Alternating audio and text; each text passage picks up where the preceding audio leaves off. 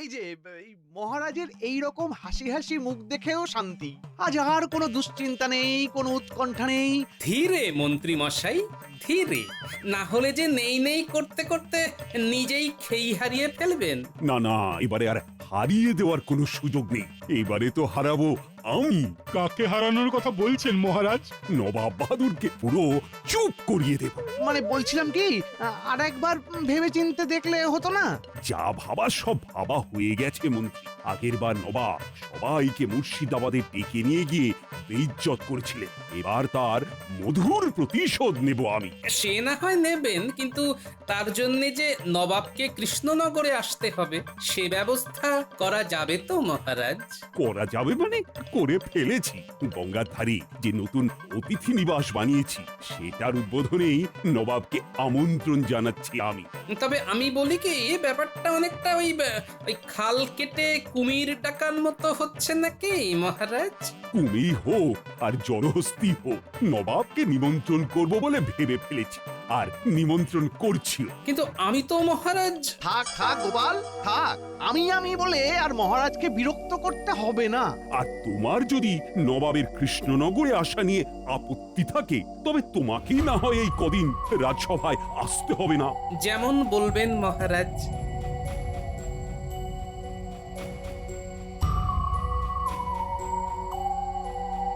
হয়েছে, এবার গোপাল একেবারে জব্দ হয়েছে। তবে বলছিলাম কি মহারাজ, নবাব যেমন খুঁতখুঁতে, তাতে নবাবের আপ্যায়নটা। সেসব নিয়ে ভাবতে হবে না। নবাবের আপ্যায়নের ব্যাপারটা আমি সামলাবো। আর এই তালে যতটা যা হাতানো যায় হাতাবো।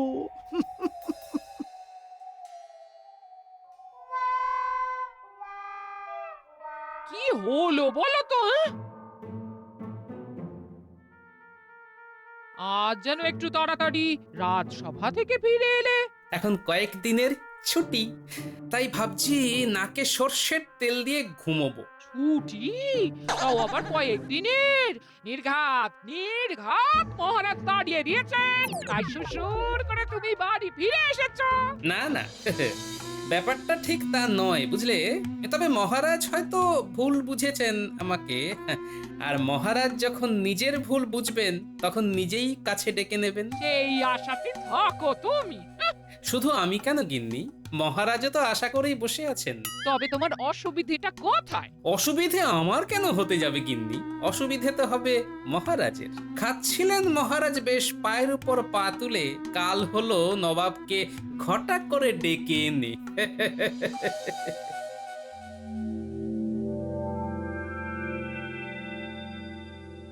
আবার কি নতুন ফরমান নিয়ে বসে আছেন জাহাপানা? ফরমান নয় উজির, ফরমান নয়। আমাকে কৃষ্ণনগরে যাওয়ার জন্য আমন্ত্রণ করেছে কৃষ্ণচন্দ্র। হ্যাঁ, বলেন কি? মনটা নিজে থেকে কেমন নিচে নিচে উঠছে, বুঝলে, নিচে নিচে উঠছে। কেন জাহাপানা? আরে এটা বুঝছো না? এবার যে কৃষ্ণচন্দ্রের নিজের ডেরায় গিয়ে তাকে নাকানি চৌপানি খাওয়াবো। আপনি যতই ও করেঙ্গে ভাবুন, আপনার কপালে কি আছে সেটা তো গোপাল ঠিক করবে। সময় আসুক। আবার তুমি আমার সামনে দাঁড়িয়ে বিড়বিড় করছো। শোনো, যেমন যা বলছি চটপট ব্যবস্থা করো দেখি। হ্যাঁ হ্যাঁ হ্যাঁ, বলুন বলুন জাহাপানা, কি করতে হবে বলুন।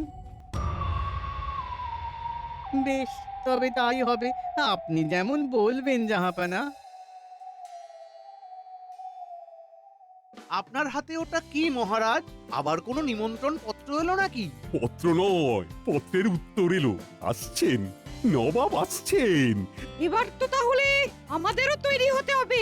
হ্যাঁ হ্যাঁ, নবাবকে অভ্যর্থনা জানাবার জন্য কি কি ব্যবস্থা নেওয়া হচ্ছে সেটা একবার আলোচনা করে নেওয়া দরকার। তা কেমন কি আয়োজন করলে মন্ত্রী তুমি? এই খাবারের আয়োজন সেরে ফেলেছি মহারাজ। শরবত আর মরশুমি ফল তো থাকছেই, তার সঙ্গে সরপুরিয়া থেকে শুরু করে মোহনভোগ, মিষ্টির হরেক রকম। তারপরে তো গঙ্গার ইলিশ, কচি পাঁঠার ঝোল। ওহ, করেছ কি মন্ত্রী? আমার তো শুনেই জিভে জল চলে আসছে। আমিও তৈরি মহারাজ, মানে কামান তৈরি করে রেখেছি। নবাব এলেই গোলা ছুঁড়ে অভ্যর্থনা জানাবো। না না থাক, ওটা আবার বাড়াবাড়ি হয়ে যাবে। মশা মারতে আর কামান দাগতে হবে না তোমার। যথার্থ বলেছেন মহারাজ। তবে রাজকবিকে যে বিশেষ একটা দায়িত্ব নিতে হবে এবার। উমা, সেটা আবার কি? শোনো, নবাবকে নিয়ে মিঠে করা, মানে একেবারে টক ঝাল মিষ্টি করে একখানা কবিতা রচনা করে ফেলো তো দেখি, যেটা তুমি নবাবের সামনে পাঠ করবে। টক ঝাল মিষ্টি শুধু রান্না। যাও যাও যাও, আর কথা বাড়িও না। নাও নাও, সবাই তৈরি হয়ে নাও চটপট, হাতে আর সময় নেই বিশেষ।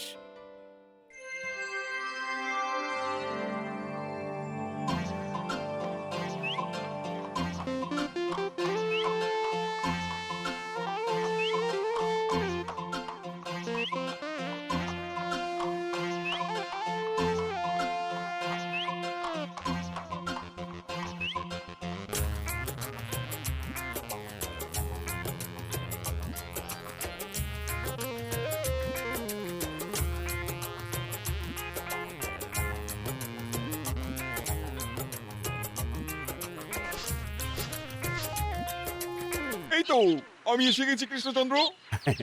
আমার কি সৌভাগ্য জাহাপনা, আসুন আসুন। আমরা তো আপনার অপেক্ষাতেই সেই কখন থেকে হাঁ করে বসে আছি। এবার হাঁটা বন্ধ করে ফেলো, না হলে যে কানামাছি মুখের মধ্যে ঢুকে একেবারে ভোঁ ভোঁ করে দেবে। এই তো নবাব এসেই শুরু করে দিয়েছেন। আমি তবে কিছু বলি? নবাব বাহাদুর এলেন মোদের ঘরে, কে জানে কি খরা পড়বে এসে আমাদের ঘরে। মারে বাবারে, বলে যতই করি হাসফাস তবু বলি সাবাস নবাব বাহাদুর সাবাস। এটা তুমি আমার প্রশংসা করলে নাকি নিন্দা? যেমন ভাবে নেবেন জাহাপনা, সবই আপনার বন্দনা। ওহ, মোক্ষম বলেছ কবি, নবাবকে প্রথমেই একেবারে চমকে দিয়েছ। বেশ বেশ বেশ, কই উজির, সবার যে হাত খালি, দাও দাও দাও, সবার হাত ভরে দাও। হ্যাঁ হ্যাঁ জাহাপনা, এই তো আমি সব সাজিয়েই এনেছি।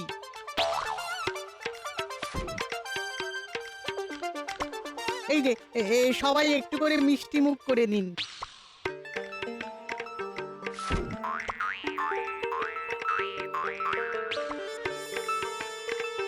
এইসবের আবার কি দরকার ছিল?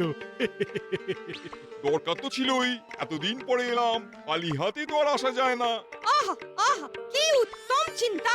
না না, আমি সর্বপ্রথম এই মিষ্টান্ন গ্রহণ করব।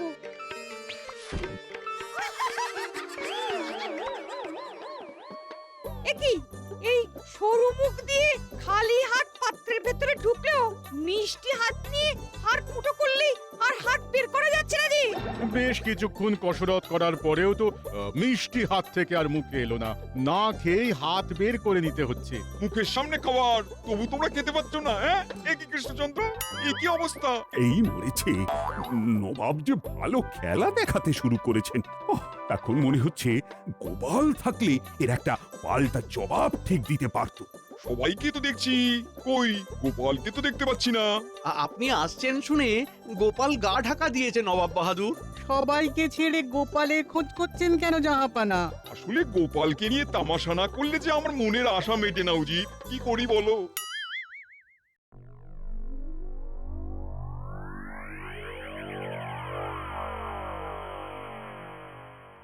ও গোপাল দাদু, তুমি এখানে বসে আছো? ওদিকে যে দারুণ ব্যাপার হচ্ছে। কোথাকার কোন ব্যাপারের কথা বলছিস বলতো তোরা? মুর্শিদাবাদের নবাব কৃষ্ণনগরে চলে এসেছেন, মানে একেবারে হই হই কাণ্ড, রই রই ব্যাপার। আর ওদিকে গঙ্গার পাশের অতিথি নিবাসও বেশ সুন্দর করে সাজানো হয়েছে। তুমি যাবে না গোপাল দাদু? গেলে ভালো, না গেলে আরো ভালো। আমি বলি কি, তুমি মহারাজকে যদি সত্যি ভালোবাসো, তবে মহারাজ কখন বিপদে পড়বে আর তোমাকে ডেকে পাঠাবে, তার জন্য অপেক্ষা না করে নিজেই গিয়ে মহারাজের পাশে দাঁড়াও। হ্যাঁ, এইটা কিন্তু দিদা একদম ঠিক কথা বলেছে দাদু, তোমাকে মহারাজের পাশে দাঁড়াতেই হবে। তুমি পাশে না থাকলে মহারাজের যে ফাঁকা ফাঁকা লাগবে। তোরা সবাই মিলে এইভাবে বললে আমাকেও যে অন্যরকম কিছু ভাবতেই হয় এবার। না, গিয়ে দেখি তাহলে নবাবের খাতির যত্নের কোনো ত্রুটি হচ্ছে কিনা।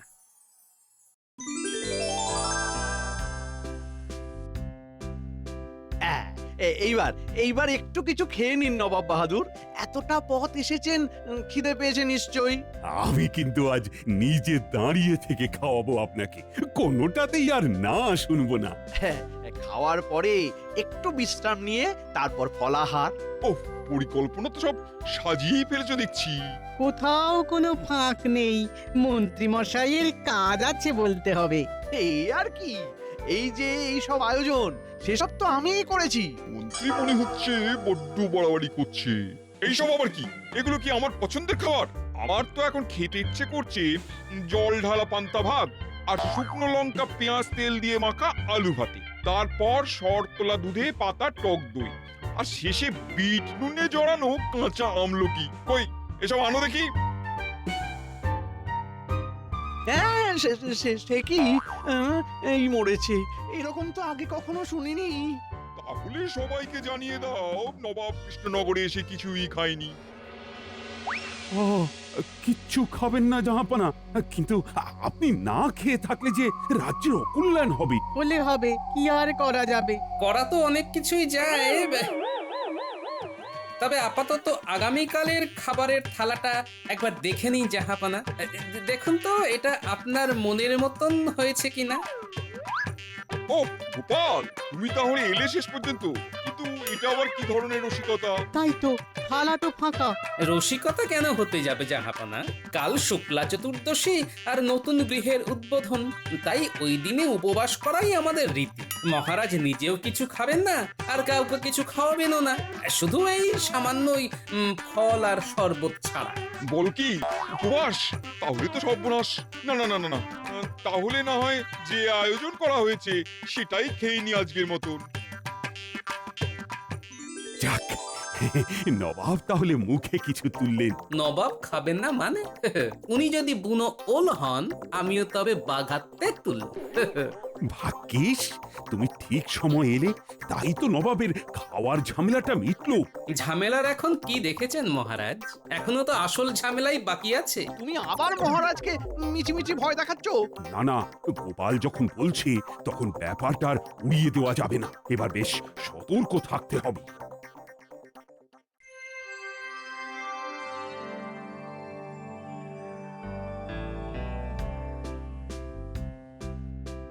তাহলে এই তোমার সেই অতিথি নিবাস, এর জন্যই এমন উন্মাদনা? হ্যাঁ, আচ্ছা। বাইরে থেকে আর কি দেখলেন নবাব বাহাদুর, ঘরের ভিতর ঢুকে দেখুন।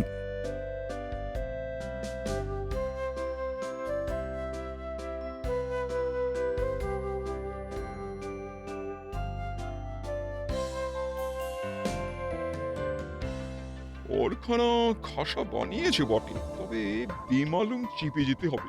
এই ঘর দেখে আমার তো চোখ কপালে উঠে যাচ্ছে জাহাপানা। করো, চুপ করো, আহাম্মকের মতন চেঁচামেচি করো না। জুৎসই একখানা ফন্দি আঁটতে হবে এবার, যাতে যাতে কৃষ্ণচন্দ্রের থোঁতা মুখ ভোঁতা হয়ে যায়। কি হলো জাহাপানা? সব দেখে আপনার কি বাক্যি বন্ধ হয়ে গেল? হ্যাঁ, উফ, তোমাকে সেই খোঁচাতেই হবে গোপাল। নবাব ফোঁস করলে সামলাতে পারবে তো? সবই ঠিক আছে, তবে ঘরটা যেন কেমন ফাঁকা ফাঁকা লাগছে। হ্যাঁ, ফাঁকা লাগছে। না না, ইতিমধ্যেই তুমি অনেক অর্থ ব্যয় করেছো, তাই ঘর ভরার ব্যবস্থা তোমার সভাসদরাই করবে, তাও তাও আমার খরচে। এটা আবার জাহাপানার কেমন খেয়াল? আমাকে তবে 100 মোহর দিয়ে চোখ বন্ধ করে বসে থাকুন জাহাপনা। হবে না হবে না, সবাইকে একটা করে মোহর দেবো আমি, সেটা খরচ করেই ঘর ভরতে হবে, আর তাও আজ সন্ধ্যের মধ্যে। সে না হয় হলো, তবে ঘর ভরে দিতে পারলে কি উপঢৌকন দেবেন জাহাপানা? বলছি তো, সবটাই বলছি। যদি কেউ সত্যি ঘর ভরতে পারে তবে আমি তাকে 100 সোনার মোহর দেবো, আর না ভরতে পারলে কৃষ্ণচন্দ্র তোমাকে আমি 1000 স্বর্ণ মোহর দণ্ড দেবো। এবারই দেখবে কার কেমন কেরামতি।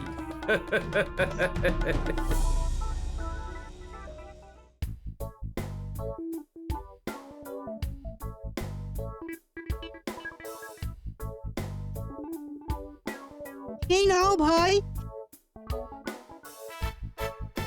এই একটা মোহর দিয়ে কাপড় কিনতে এসেছেন, এতে আর কত কি হবে? হ্যাঁ, যাই হোক, কাপড় দিয়ে ভরে দেব ঘর।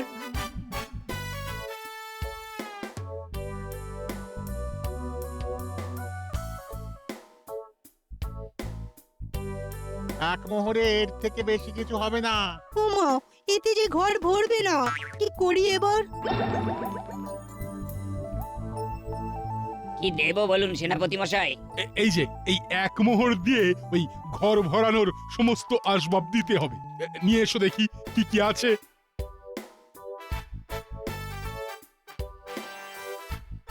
এই যে এই চৌকির থেকে বেশি কিছু হবে না।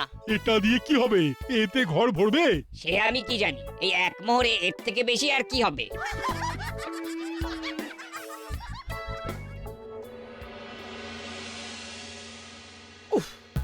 সেই কখন থেকে বটা ঘটাকে এক মোহর দিয়ে পাঠিয়েছি, কিন্তু তাদের তো আর পাত্তাই নেই।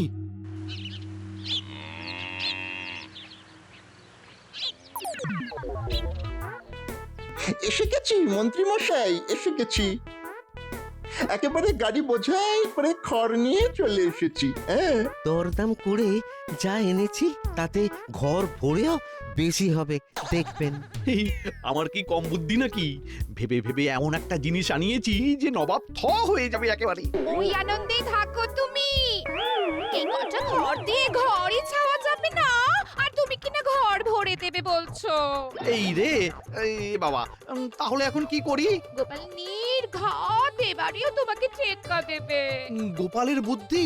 হ্যাঁ হ্যাঁ, ব্যাস ব্যাস ব্যাস ব্যাস, আর কিছু বলতে হবে না মন্ত্রী মশাই। একটু অপেক্ষা করুন, একেবারে টাটকা খবর এনে দিচ্ছি।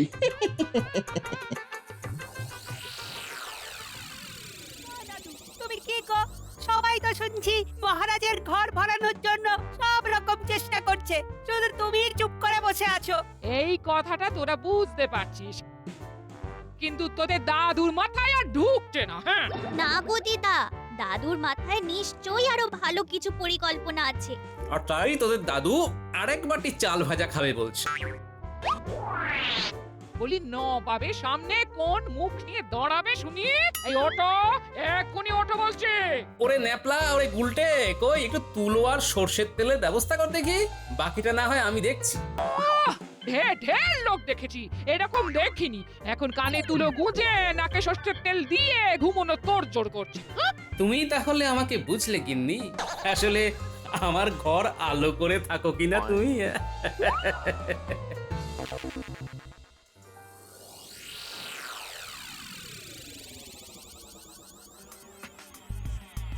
কিরে কিরে বটা ঘটা, কই কিছু খবর নিয়ে আসতে পারলি?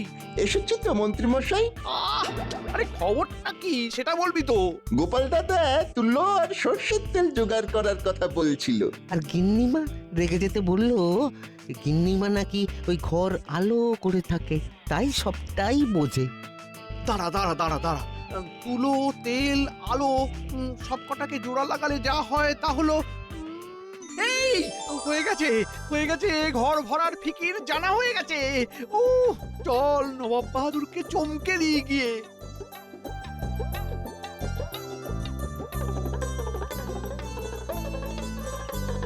ওই সবাই হাজির হয়েছে নাকি বাকি আছে কেউ? আমি ঘর ভরার জন্য কাপড় এনেছি, এই দিয়ে ঘর ভরে কিনা দেখি। আমার এই চৌকি দিয়েই না হয় এই ঘর ভরানোর চেষ্টা করি। আমার মুহূর্তটা যে কোথায় হারিয়ে গেল, কিছুতেই খুঁজে পাচ্ছি না। এর কি যে করি? কাউকে কিচ্ছু করতে হবে না, তোমাদের বুদ্ধির বহর দেখে আমি যা বোঝার বুঝে গেছি। সত্যি তো, এসব কি? এই দিয়ে ঘর ভরা যায় নাকি? ঘর যে কি দিয়ে ভরা যায় সেটা তো আমি জানি। তাই নাকি? কি জানো দেখি? শুধু কথায় নয়, কাজে করে দেখাই তাহলে।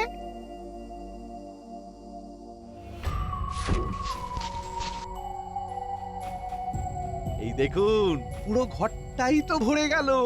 আরে বাহ, এই তো কেমন আলো দিয়ে সারা ঘর ভরে দিল মন্ত্রী। হ্যাঁ, তাই তো দেখছি। তাহলে তো পুরস্কারের 100 মোহর মন্ত্রীকেই দিতে হবে। না মন্ত্রী মশাই দেখালেন বটে। একেই বলে বুদ্ধিঞ্জস্য বলং তস্য। ব্যাপার কি মহারাজ? মনে হচ্ছে ভীষণ একখানা কাণ্ড ঘটে গেছে। ঘটছেই তো, এই দেখো মন্ত্রী কেমন বুদ্ধি করে আলো দিয়ে ঘরটাকে ভরে দিয়েছি। না না না না না, মানতেই হবে মানতেই হবে, বুদ্ধির জোরে মন্ত্রী গোপালকে টেক্কা দিয়েছে। মন্ত্রীমশাই প্রদীপের আলোয় ঘর ভরেছেন বটে, তবে প্রদীপের তলাটা তো অন্ধকারই রয়ে গেল। হ্যাঁ তাই তো, তাই তো ইস, যা ভয় করেছিলাম ঠিক তাই। গোপাল এসে আবার আমার পাকা ধানে মই দেওয়ার চেষ্টা করছে। তাহলে তো ঘর পুরোপুরি ভরল না জাহাপানা। ঘর ভরার জন্যে হাতে গরম উপায় তো আমার কাছে আছে জাহাপনা।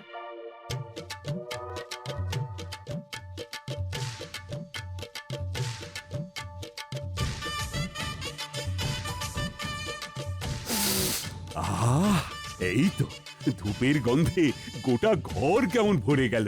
এবার আর কোথাও একটু খালি নেই। এবার তো তাহলে ওই 100 স্বর্ণমোহর তোমাকেই দিতে হয় গোপাল। ও এবারেও গোপালই বাজি মেরে দিল। অনেক তো চেষ্টা করলেন মন্ত্রী মশাই, তবে ওই যে আপনি যদি যান ডালে ডালে, আমি তবে পাতায় পাতায় কেন, একেবারে পাতার শিরায় শিরায়। আমার একটা পরিকল্পনা কানা ঘুষোয় শুনে ফেললেও অন্য একটা উপায় দিয়ে বাজি মারা যেতেই পারে। এবার বুঝলেন তো? এই না হলে গোপালের বুদ্ধি শুধু গন্ধ নয়, বুদ্ধি দিয়েও ঘর ভরে দিয়েছে গোপাল। গোপালের জন্য আমার 1000 স্বর্ণমুদ্রাও বেঁচে গেল। এক্ষুনি মুর্শিদাবাদে ফিরে চলো উজির, এখানে আর এক মুহূর্ত থাকবো না। চলো চলো চলো। তবে আমিও একটা প্রতিজ্ঞা করছি, এরপরে আমি আর এমন খাল কেটে কুমির ডাকবো না।